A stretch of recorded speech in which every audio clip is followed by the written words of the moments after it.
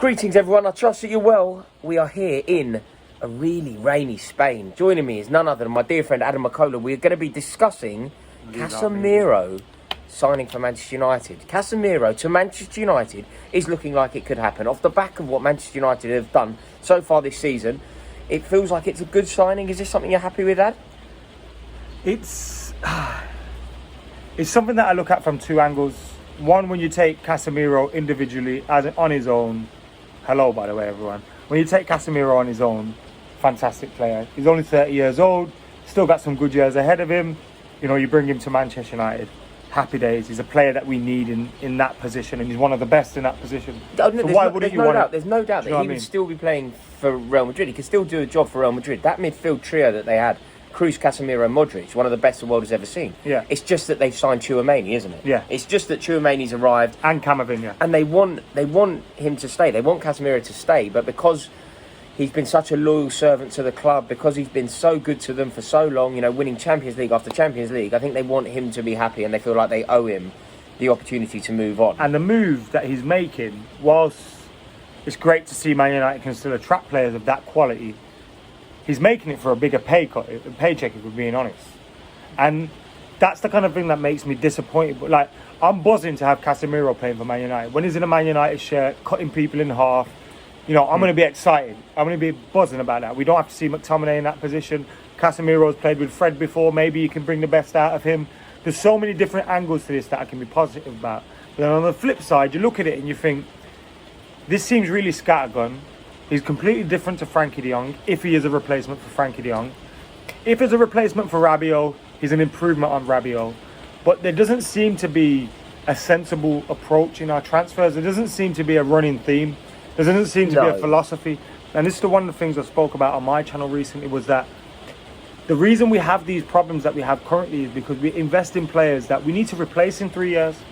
And you just mentioned Camavinga, Tchouaméni and all that. We should have been lining those players up. Do you know what I mean? I kind of agree with you in part. It's not dissimilar to Chelsea signing Aubameyang, but if you are going to panic buy, if you are going to adopt a kind of scattergun approach, this is the best signing that you could possibly make using this rather poor philosophy. So for that reason alone, it's good, isn't it? And when you think about the start that you've had, when you think about the performances against Brighton and the performance against Brentford, that's got to be shocking for Ten Hag.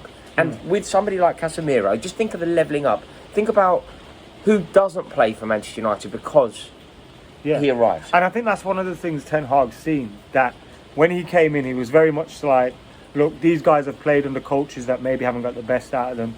I'm going to try and give everyone an opportunity. And I think after 2 weeks, he's gone, whoa, I can't give everyone an opportunity.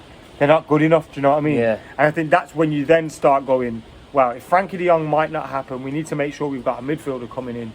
Who's the best out there, or who can we get? And splashing 60 million. Look, I don't think the price is that much of an issue. No, I don't think. I think it's a bargain. I think it's around what you'd expect in the to modern pay for someone. In the modern day, that's the kind of money that you spend, and I think it's quite good because obviously Raphael Varane, who's kind of been on the bench, but I imagine that he will start off the back of what we've seen over the past couple of games. I think that Raphael Varane will certainly start.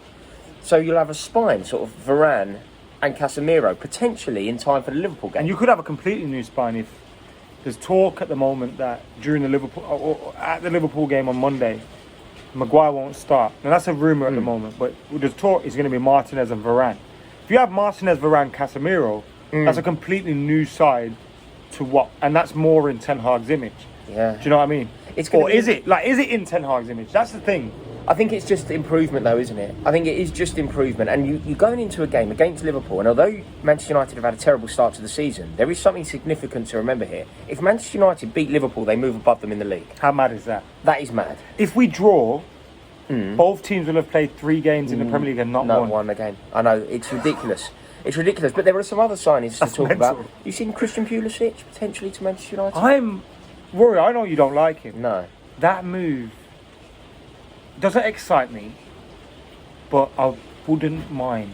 Really? Do you know why? We don't have a plethora of wingers at the moment. We've got Elanga and stuff. And Elanga for me isn't good enough. Maybe he goes out and I don't like to commit on young players too early. For me at the moment, he's not good enough. Maybe he needs to go out alone and do something. But Christian Pulisic to me is a lifelong Man United fan. He'll want to prove Chelsea wrong. I think there is quality. Part of his there issue is Tuchel rather than actually not being good enough. I think he is good enough under the right manager. Do you know another issue though that you have to contend with? And people say that this isn't his fault, and maybe it's not. But part of being a footballer, in my opinion, is being fit. It's never fit, Ad. Is that? It's never fit. See, I haven't noticed that. Yeah, no, because never fit. Because I don't expect him to start for Chelsea. You kind of don't notice that he's not fit.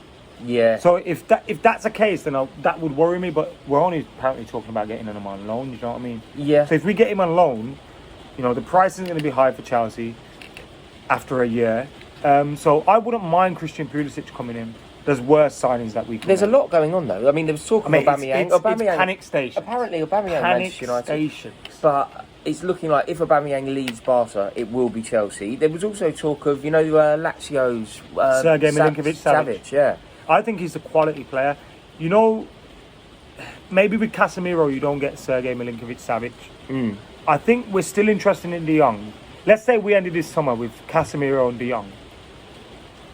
One, I don't expect the Glazers to fault that out, but I'll be like, all right, now we're talking. Yeah, well, do you know what I mean? Because that's your midfield, a real elevation, but doesn't it? we do need more than just Casemiro, in that midfield, and we need just more than we need Pulisic. But De Jong's Ronaldo's probably going to leave. We need a striker. De Jong's on the table still, so possibly.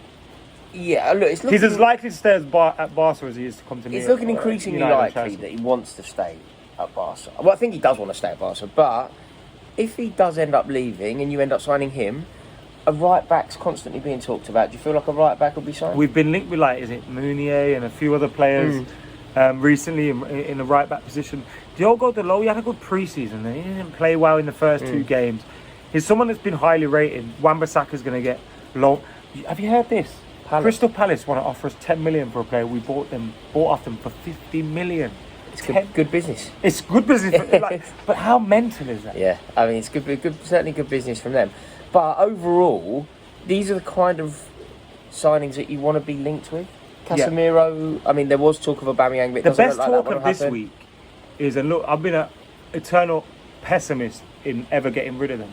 But the best talk about this last week has been not Elon Musk, by the way, because it's a waste of time and he just wants attention, and not Michael Knighton, because we know about him already. You want Jim Ratcliffe, don't you? Jim Ratcliffe coming out and saying he's interested in United. Is the best news I've heard in a long time. He was very interested in Chelsea. He's a Manchester United fan. He's a United fan, but because United weren't looking to sell, he was looking to invest in Chelsea. And if he's out there potentially looking to buy a smaller stake and then potentially crank that up, amazing, because that shows signs that maybe we're about to get rid of the Glazers. Maybe. But I get scared about being optimistic about that because it's been so long. And it's like... It's been so long. I remember being at Manchester United years ago. They're ruthless as well. Green and gold. In terms of Casemiro, right, just to finish up, he contracted with Madrid until 2005.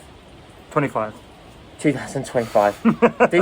I wish it was 2005. We'd be about to win the European Cup in a couple of years. Do you think that he will end up playing for Manchester United this season? Casemiro? Yes. The noises sound like it's happening. And what about... And when you look at the reliability of the noises, it looks like it's happening. The one thing that worries me about making it for the Liverpool game is he's Brazilian and stuff, and when South Americans move, it's usually visas and work permits. And I think he gets them though. Because of how long he's been in Madrid. Yeah. If that's not an issue, I'd love to see him in the Liverpool game. Yellow card in the first 10 minutes if he plays against Liverpool. Yeah, that's almost a guarantee. Thank you so much cult hero status for watching this video. I really hope you've enjoyed it. Please click subscribe. Please subscribe to Adam McCullough's channel. The link is in the description below. And I will see you all soon. This is the last day that I have in Spain. So I'll be back in London tomorrow. More regular content, I promise you, on that one. In a bit. That's fine.